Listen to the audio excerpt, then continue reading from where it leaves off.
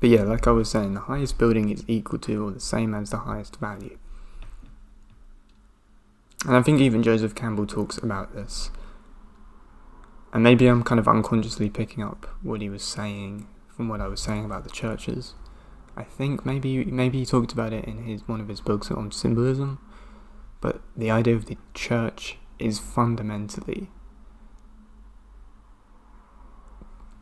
probably one of the most holistic and sanctifying kind of buildings in which exist, or which did exist to represent a higher value, because the idea, you literally can articulate it in that way. You can articulate a village or a city in the same way, representing the micro to the macro. So for example, let's say the body, let's say the heart.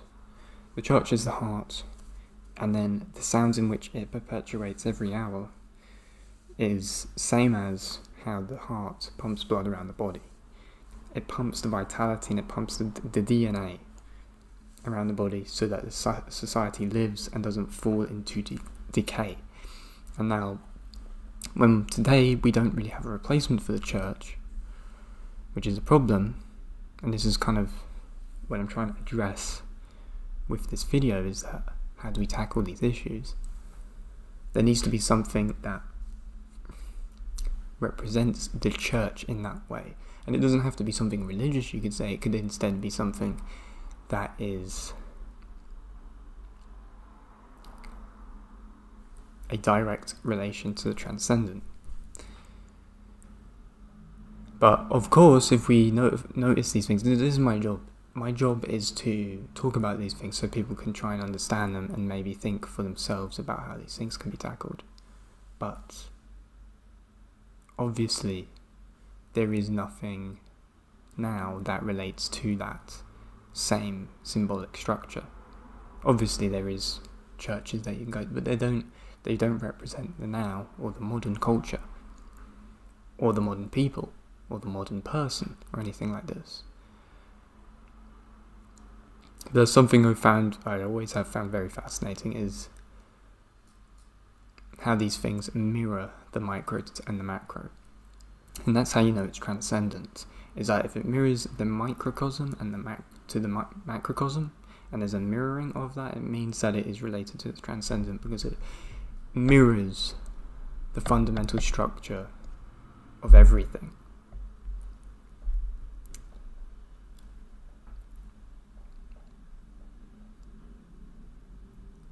And if there isn't that mirroring of the micro and the macro, then you don't have something that's transcendent, and you don't have something that has a higher meaning in of itself.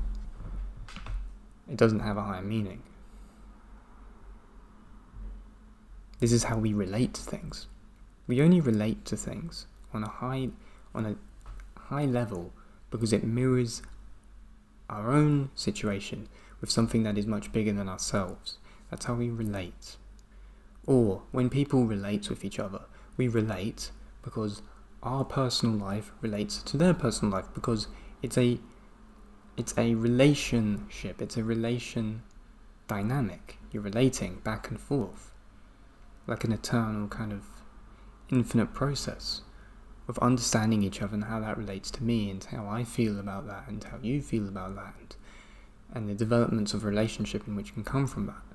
It's a micro, and thus anything else that's beyond that.